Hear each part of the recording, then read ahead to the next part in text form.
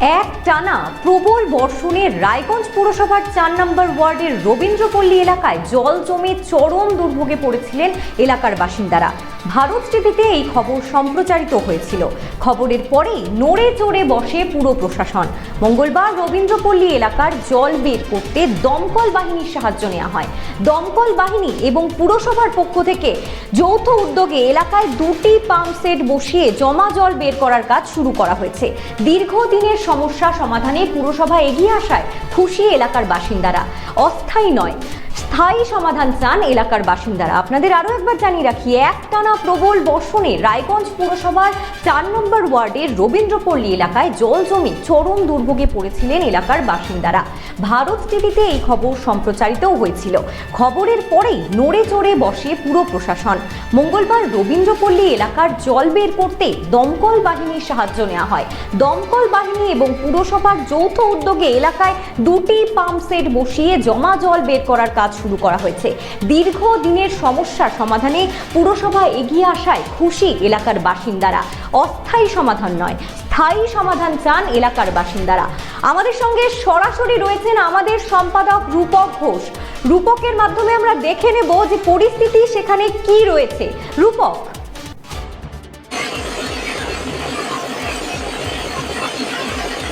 দেখো দেবস্মিতা, পরিস্থিতি কিন্তু যেমন ছিল তার থেকে কিছুটা কিন্তু উন্নতি হয়েছে এমনটা কিন্তু বলাই যায়। কারণ তুমি প্রথমেই যেমনটা বললে, ভারত টিভিতে খবর সম্প্রচারিত হওয়ার পর, অর্থাৎ ভারত টিভির খবরের জেরেই কিন্তু এই ব্যবস্থা করা হয়েছে পুরসভার পক্ষ থেকে। যেমনটা কিন্তু স্থানীয় বাসিন্দারা বলছিলেন, অভিযোগ করছিলেন যে তাদের এই জমা জলে তীব্র সমস্যা হতো এবং তারা স্থায়ী সমাধান চাইছিলেন। এমনকি এই অস্থায়ীভাবেও কিন্তু কোনো পদক্ষেপ নেওয়া হচ্ছিল না। শেষ পর্যন্ত ভারত টিভি মানুষের কথা বলে, মানুষের সমস্যা তুলে ধরতেই কিন্তু তৎপর হয়েছে প্রশাসন। এই মুহূর্তে তোমাকে দেখাবো, এই মুহূর্তে এই এলাকায় কিন্তু দুদিকে কাজ চলছে। একদিকে পাম্পসেট বসানো হয়েছে, অন্যদিকে দমকল বাহিনী কাজ করছে এমনটা কিন্তু জানা যাচ্ছে। পুরসভার যারা কর্মীরা রয়েছেন একটু কথা বলবো। দাদা, এটা কখন চালিয়েছিলাম? এটা মোটামুটি আজকে 9টার সময়। কতক্ষণ চলবে? এটা রাত অবধি চলবে, যতক্ষণ না জলটা নামবে ততক্ষণ চলবে। সারা রাত হবে? সারা রাত? হ্যাঁ, সারা রাত হবে। সারা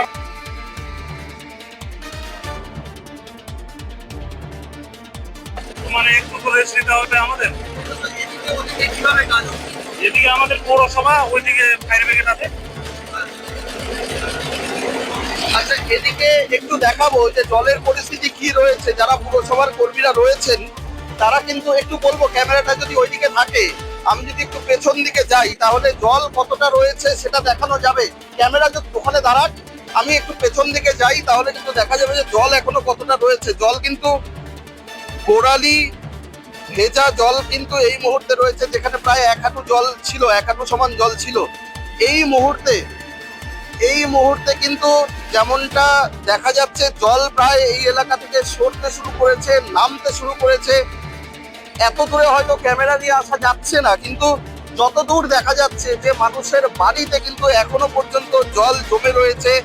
লোকের বাড়িতে কিন্তু তালা লাগিয়ে দিয়েছেন কার্যত বাসিন্দারা, বাধ্য হয়ে এখানে কিন্তু তালা ঝুলিয়ে দিয়েছেন। মানুষ কিন্তু বাড়িতে থাকতে পারছেন না, এরকম পরিস্থিতি তৈরি হয়েছে। দাদা, আপনারা তো এখানকার বাসিন্দা, এই সমস্যা, আপনাদের কি সমস্যা হচ্ছে এই জলের জন্য? এই যে যাওয়া আসার অসুবিধা হচ্ছে, নোংরা জল পায়ে লাগছে, এগুলোর অসুবিধা। অনেকে কি বাড়ি ছেড়ে চলে যাচ্ছে? এই যে ঘরের মধ্যে জলগুলো ঢুকে যাচ্ছে, তো কি করবে? এই জলের মধ্যে তো অনেকগুলো সাপও যাচ্ছে, অনেক নোংরা জিনিস যাচ্ছে, তাহলে কি করবে? এই লোকগুলো বাড়িতে নেই? না, বাইরেই আছে, হয়তো আশেপাশে ঘুরতে চলে গেছে, আজকে রাত্রে বাড়িতে চলে গেছে। দেখো দেবস্মিতা, খুব ভয়ঙ্কর একটা তথ্য কিন্তু আমরা পাচ্ছি। এখান থেকে সরাসরি একটু দেখানোর চেষ্টা করব যে এই বাড়িতে কিন্তু কেউ নেই। একটু যদি দেখাই যে এখানে কিন্তু পুরো তালা বন্ধ অবস্থায় রয়েছে। এখানকার বাসিন্দারা তারা কিন্তু বলছেন, তুমি যদি দেখতে পাও যে এই বাড়িতে পুরোটাই কিন্তু জলে পরিপূর্ণ, এই বাড়ির পুরো এলাকাটাই কিন্তু জলে পরিপূর্ণ। এই জন্য স্থানীয় বাসিন্দারা, প্রতিবেশীরা তারা বলছেন যে এই বাড়ির লোকেরা হয়তো এই সমস্যার জন্য, জলে যেহেতু অনেক নোংরা জল, পোকামাকড় ঢুকে যাচ্ছে, প্রচুর মশা মাছি, এমনকি কীট পতঙ্গ বা সাপও ঢুকে যাচ্ছে, আর সেই কারণে ভয়ে হয়তো এই বাড়ির বাসিন্দারা তারা অন্য কোথাও চলে গিয়েছেন, কার্যত যেতে বাধ্য হয়েছেন। এই এলাকাতে দেখো আরো মানুষজন তাদের কতটা সমস্যার মধ্যে পড়তে হয়। এখানে ড্রেনে কিন্তু সেখানে কোনো ঢাকা ব্যবস্থাও নেই।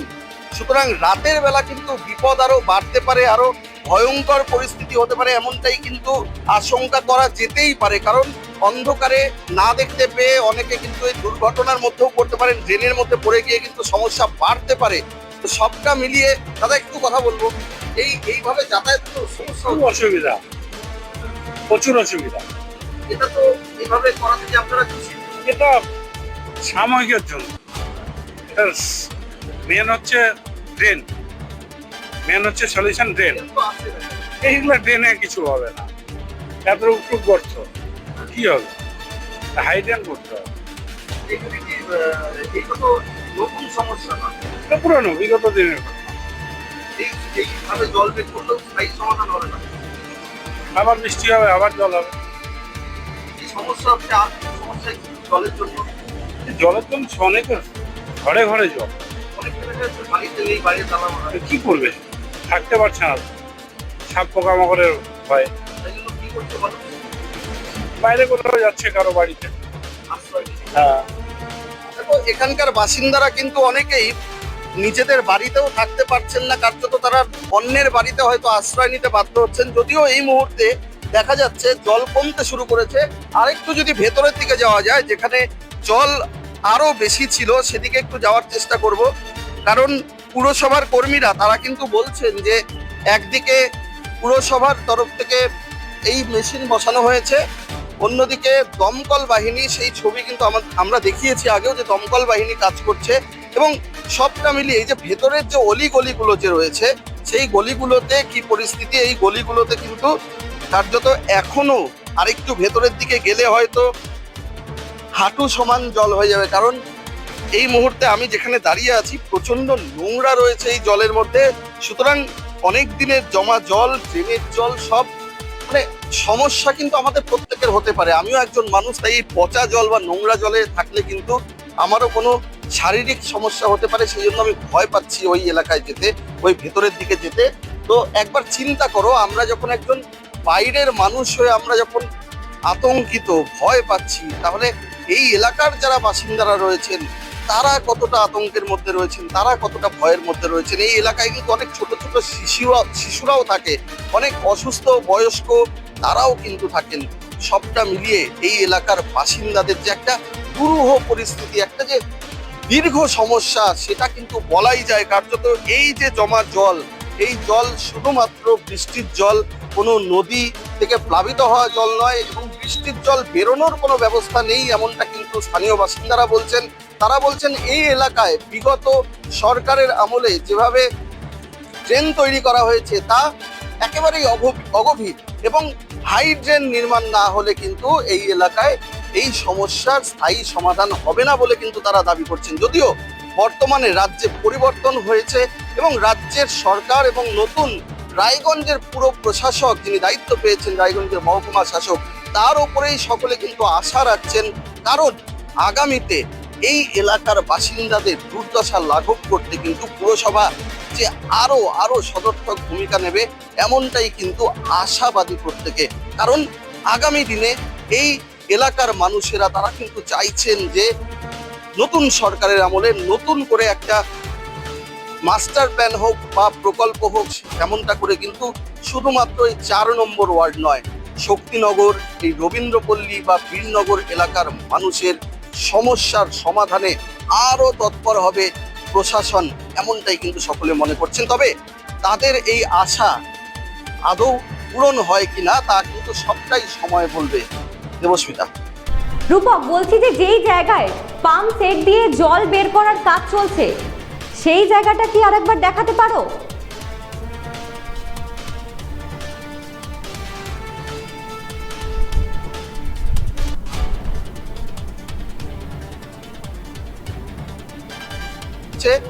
এবং একটু দেখানোর চেষ্টা করব যে এই এলাকাটায় খানিকটা কিন্তু জল নেমে গিয়েছে, এবং ঠিক আমার পেছনে, এই ক্যামেরার পেছনে এই জায়গায় কিন্তু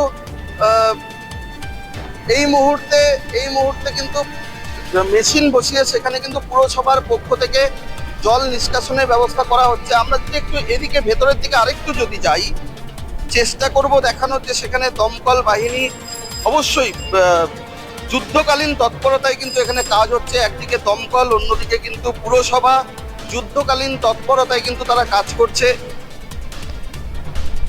এবং সবটা মিলিয়ে কিন্তু এই এলাকার বাসিন্দাদের সমস্যা লাঘবের জন্য প্রশাসন তৎপর হয়েছে এমনটা কিন্তু বলা যায়। যদিও স্থায়ী সমাধান কিন্তু এলাকার বাসিন্দারা চাইছেন। গতকাল যখন আমরা এই এলাকায় ছিলাম সেই সময় কিন্তু এখানে যথেষ্ট জল ছিল, তবে এই অলিগলিগুলোর কিন্তু অবস্থা এখনো এমনটাই রয়েছে। একবার দেবস্মিতা একটু সামনের দিকে দেখাবো, যেদিকে যাচ্ছি সেখানে কিন্তু জল এখনো পুরোপুরি নামেনি।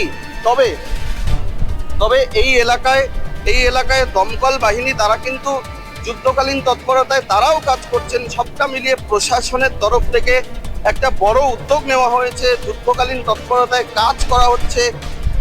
এই চার নম্বর ওয়ার্ড এই রবীন্দ্রপল্লী এলাকায় সেখানে কিন্তু সাধারণ মানুষ তারা কিন্তু স্থায়ী সমাধান চাইছেন। আদৌ স্থায়ী সমাধানের কি ব্যবস্থা নেওয়া হয় সেদিকে কিন্তু প্রত্যেকেই নজর রাখবেন। তবে যে এই মুহূর্তে দেবস্মিতা তুমি দেখতে পাচ্ছ যে দমকল বাহিনীর তরফে যে মেশিন বসানো হয়েছে রাস্তার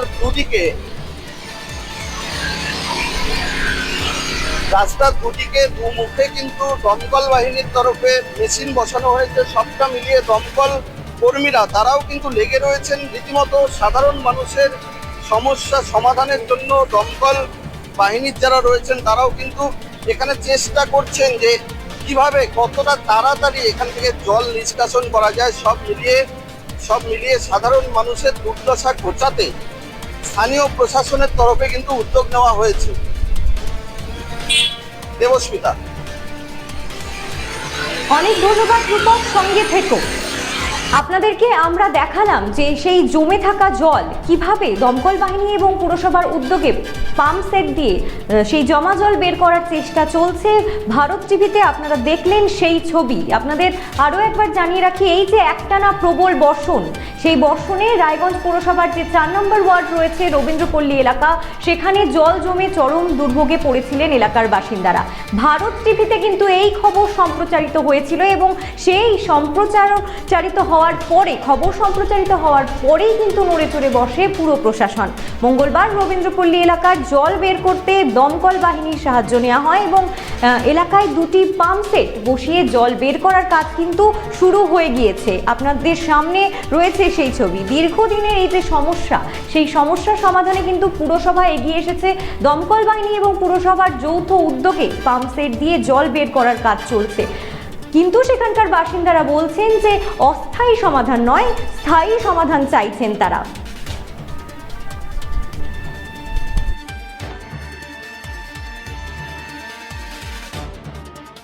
আমাদের জলের সমস্যা আপাতত বর্তমানে মিটছে। আমাদের ওয়ার্ডে 4 নম্বর ওয়ার্ডে দুটো পৌরসভার তরফ থেকে দুটো মেশিন লাগানো হয়েছে। সেই মেশিনের দ্বারাই জল সেকে তুলে নিচ্ছে। কিন্তু আবার যদি আমরা পুরোপুরি খুশি না, আপাতত খুশি কিছু সময়ের জন্য। কারণ হচ্ছে যদি আবার বৃষ্টি নামে তাহলে রাস্তায় এইভাবে জল আবার জমে থাকবে। তো আমরা চাচ্ছি পৌরসভার তরফ থেকে যে আমাদের এই জলটা স্থায়ীভাবে একটা ব্যবস্থা করুক, যাতে আমাদের পুনরায় রাস্তায় আর জল জমে। এটা অনেক দিন থেকে এরকম পাম্প দিয়ে তো জল বার করে, কিন্তু প্রথম 2 দিন তো আমাদের জলের ঘরের মধ্যে জল ওঠে এরকম ব্যবস্থা করতে, কিন্তু পার্মানেন্ট ব্যবস্থা করতে হবে এটা, যাতে জলটা না ওঠে, ড্রেন করতে হবে এর জন্য। এটা করলে আমরা খুব খুশি হব। এখন তো খুশি, সে জল কমে যাবে ঠিকই আছে, আবার তো পরবর্তীতে বৃষ্টি পড়লে আবার হবে, যাতে আর না হয় সেটার ব্যবস্থার জন্য যদি ড্রেন করে ওটা ঠিক হয়ে গেলে ঠিক হবে। একটু খুশি হয়েছি, হালকা পালকা জল কমছে, কিন্তু আবার যে বৃষ্টি নামবে আবার তো জল হবে। এই ব্যবস্থাটা একটু স্থায়ীকরণ করতে হবে, যে আর যেন না জল জমে। এই যে এখনই বাড়ির মধ্যে একটা বিরাট বড় যোগ পাওয়া গেল, সে এখনই তো আমাদের বয়স্ক মা আছে, মেয়েটা ছিল, তার যদি ধরতো, আমি চোখে দেখলাম যেন তো রক্ষা পায় না। নাহলে আর বাড়ি ঘরে জল হয়ে ভীষণ বাজে অবস্থা, পচা দুর্গন্ধ, মানে কি বলবো, আর রান্না বাড়ি করতে পারছি না, কঠিন সমস্যা হয়ে গেছে। করছে কিন্তু এই ব্যবস্থাটা যদি একটু পুকুরটাকে কেটে পরিষ্কার করে বা খনন করে কি করে, তাহলে এই 4 নম্বর ওয়ার্ডটাই একটু মানে রক্ষা পাবে। আর এই যদি একটু বৃষ্টি নামে আবার তো যেই কি সেই হবে। মেশিন এখন কয়েক ঘন্টার জন্য চালু হচ্ছে, কি হচ্ছে সেটা তো আমি জানি না ঠিক। আচ্ছা, একটু খুশি হচ্ছে, মেশিনটা তো লাগাইছে।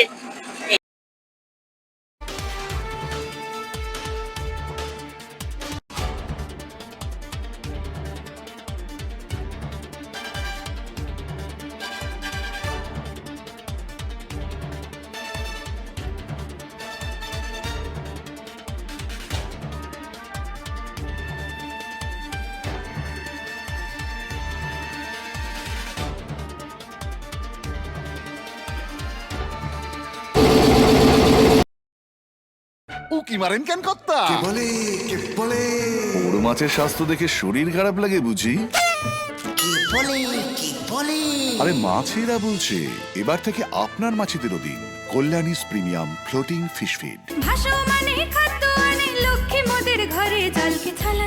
ঘরের লক্ষ্মী আজই ঘরে আনো। কল্যাণীস প্রিমিয়াম ফ্লোটিং ফিশ ফিড।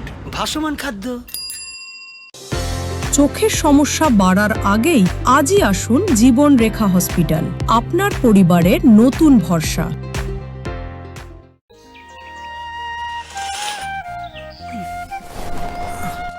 হ্যাঁ রে, তুই নিজেকে কি সুন্দর ফিট রাখিস, তোর বরকে রাখতে পারিস না? তোর দাদা জেনেছে nature pure rice bran oil দিয়ে রান্না করলে শরীর এমনি সুস্থ থাকে। হ্যাঁ সে তো ঠিকই, শরীর চর্চার পাশাপাশি ভালো তেল দিয়ে রান্না করাটাও জরুরি, আর সেই জন্যই আমার একমাত্র choice nature pure rice bran oil. শরীর সুস্থ রাখার জন্য আমার পছন্দের সেরা cooking oil nature pure rice bran oil, সম্পর্কে স্বাদ এনে দেয়। ভারত টিভি, আস্থার আওয়াজ।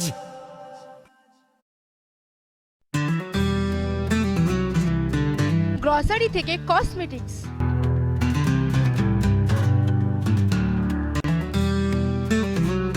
আপনার যে কোনো প্রয়োজনীয় জিনিস পেয়ে যাবেন একই ছাদের তলায়। আমাদের ঠিকানা LIC মোড়, রায়গঞ্জ, উত্তর দিনাজপুর।